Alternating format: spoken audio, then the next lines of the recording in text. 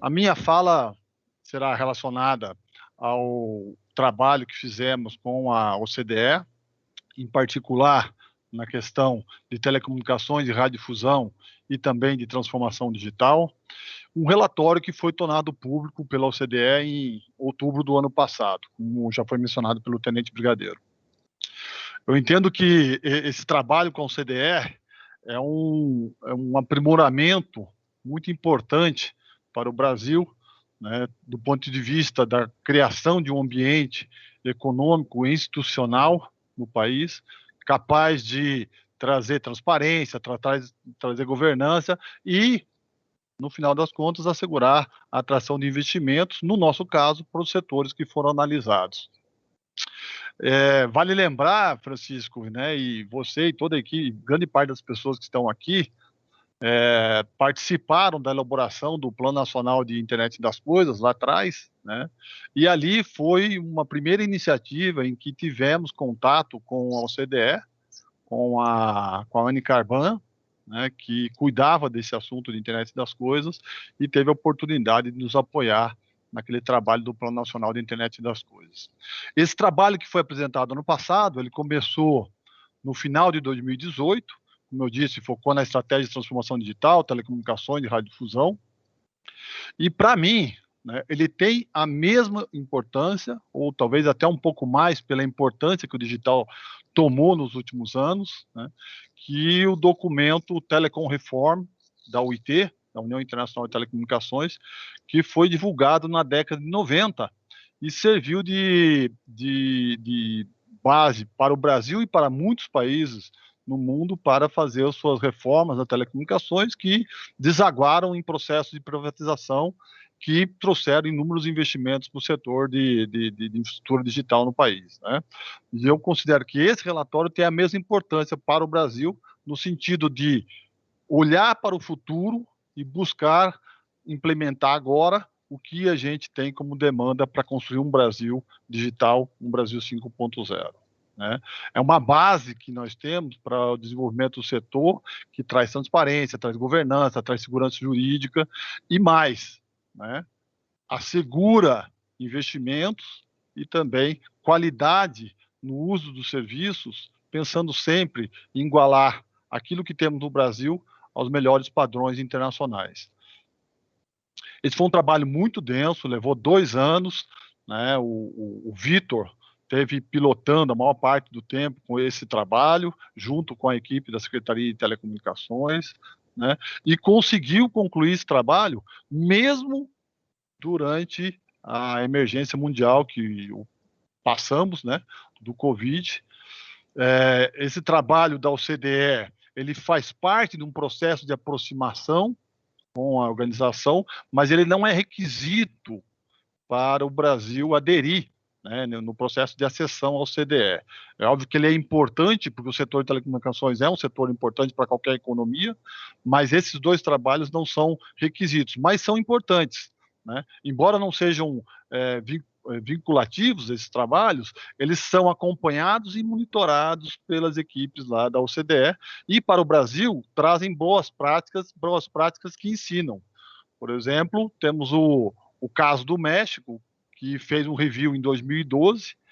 Foi tão importante que o review de telecomunicações em 2012 no México, que foi parte de uma campanha presidencial naquele país, levou a alterações constitucionais e, no final, resultou numa queda forte dos preços da banda larga móvel naquele país e também no aumento sensível da competição do mercado de telefonia móvel lá no México. Então, olhando por esse exemplo, olhando por todas as boas práticas, esse processo do review é muito importante para o nosso país.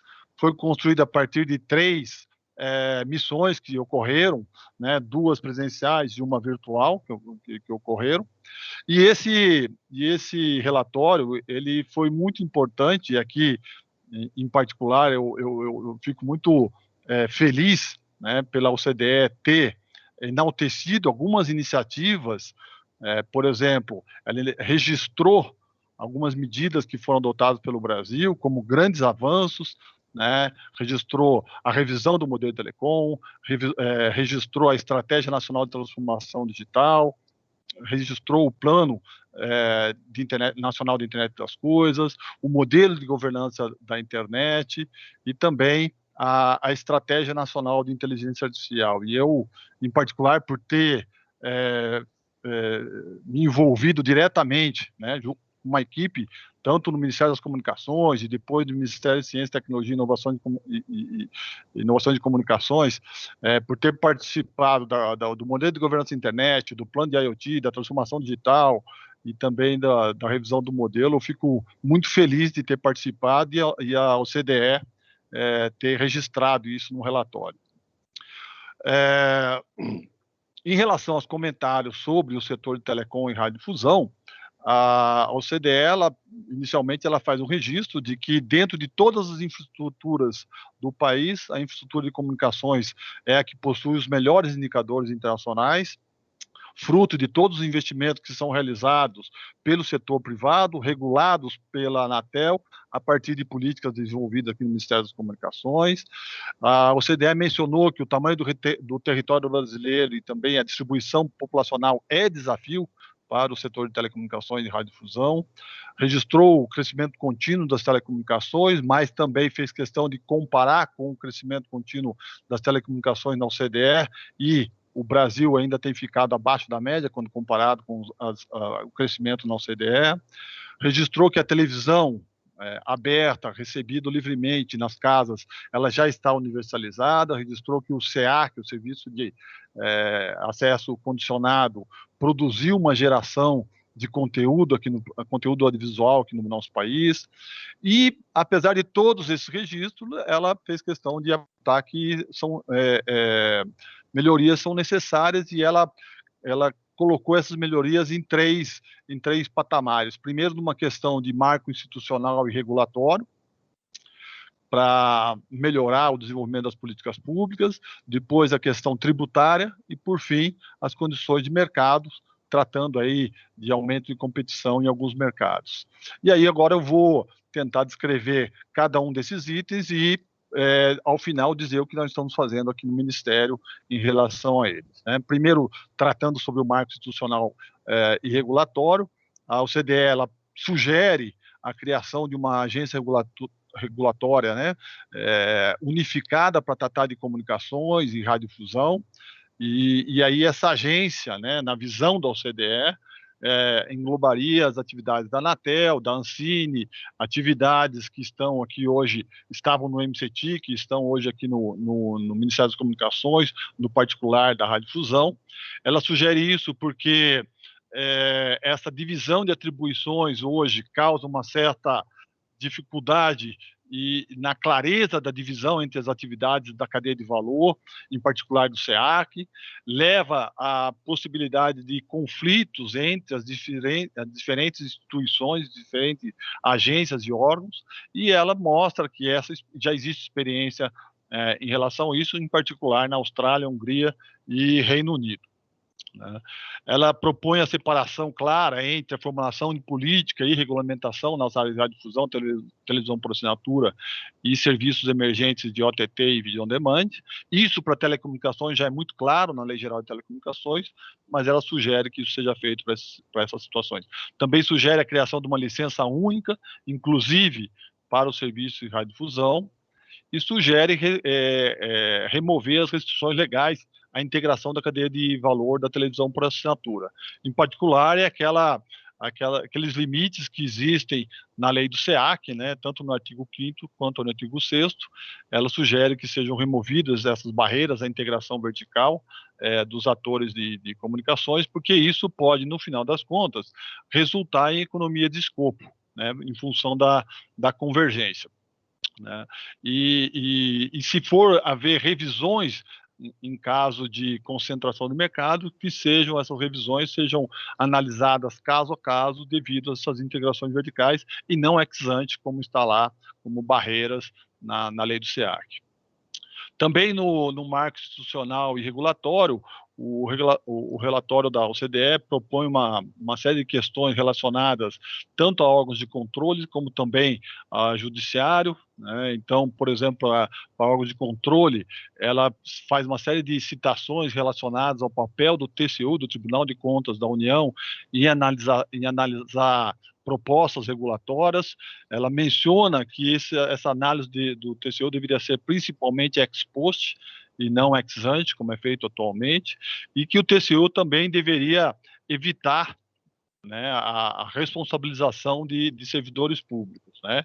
Não é que a OCDE propõe que não haja nenhum acompanhamento, né, mas sim que ela diz que não é prática nos países da OCDE a responsabilização pessoal de funcionários públicos por suas ações, mas é prática, sim, para garantir a prestação de contas, o acompanhamento institucional das entidades públicas e não individual dos servidores, né?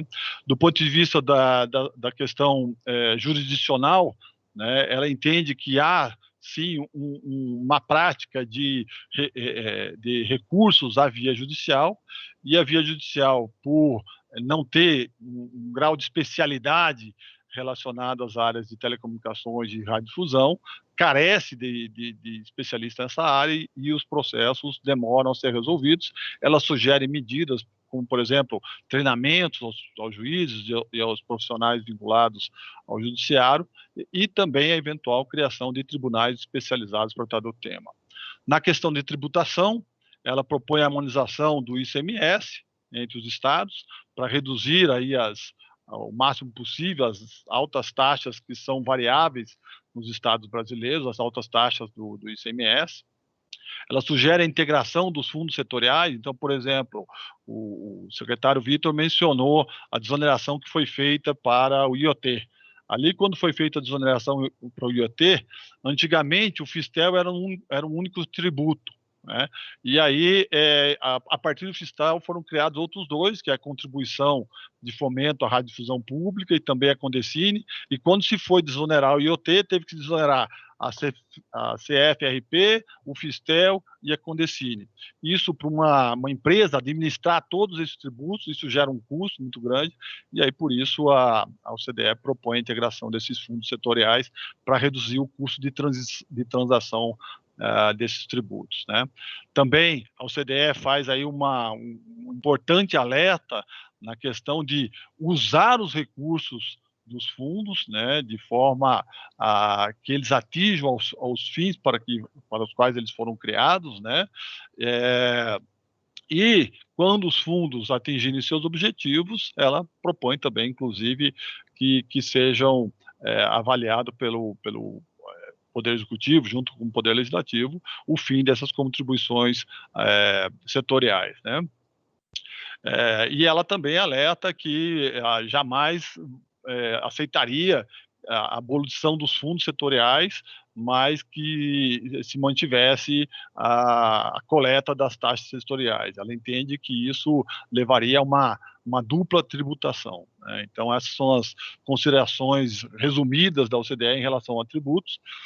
Em relação a condições de mercado, né, ela propõe reduzir ao mínimo possível as barreiras à entrada, e ela entende como barreiras à entrada, né, a questão que a gente precisa avançar de dar um acesso justo e não discriminatório a adultos, postes, direitos de passagem, né? Também ao direito de implantação de infraestrutura por meio de políticas aí que a gente chama de Dig Once, e também da agilização dos direitos de passagens, né? Aprovação tácita das licenças por parte dos municípios, e também que a gente expanda cada vez mais a infraestrutura de backhaul e backbone por todo o país, né?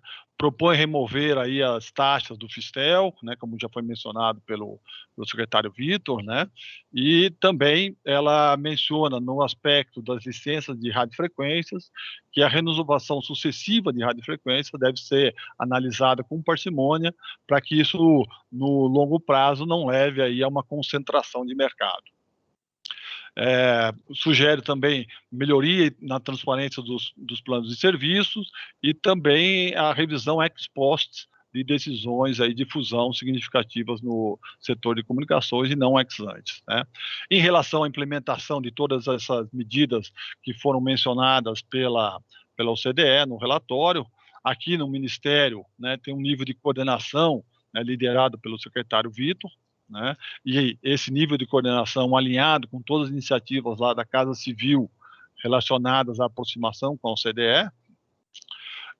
Eu entendo que, embora não esteja no peer review da OCDE, eu entendo que a recriação dos ministérios, do Ministério das Comunicações deve ser considerada como um fato relevante na implementação do resultado do peer review, porque traz foco à infraestrutura de telecomunicações, de radiodifusão, foco que já era dado na gestão do MCTIC, mas que agora, tendo o Ministério em particular tratando especificamente desse tema, a estrutura de governo tem mais foco, né, nas duas infraestruturas de telecomunicações e de radiodifusão, né.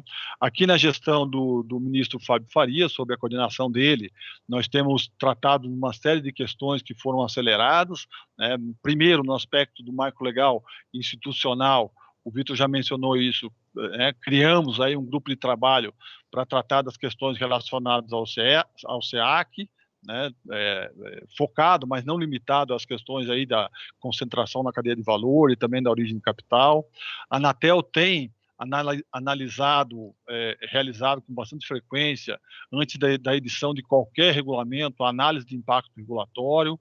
A análise de impacto regulatório veio na Lei de Liberdade Econômica como uma necessidade que deve ser observada antes da edição de qualquer intervenção pública na atividade econômica, né? Na questão da tributação, avançamos na redução do Fistel, como já foi mencionado pelo secretário Vitor, tanto para a internet das coisas, como também na comunicação por satélite.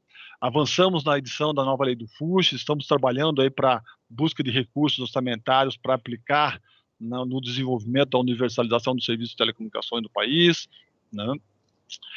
Agora, questões como harmonização do ICMS precisam ser trabalhadas dentro do Congresso Nacional, num nível federativo, e na questão da integração dos fundos é uma discussão que pode surgir e que o governo federal pode cumprir um papel nessa atividade.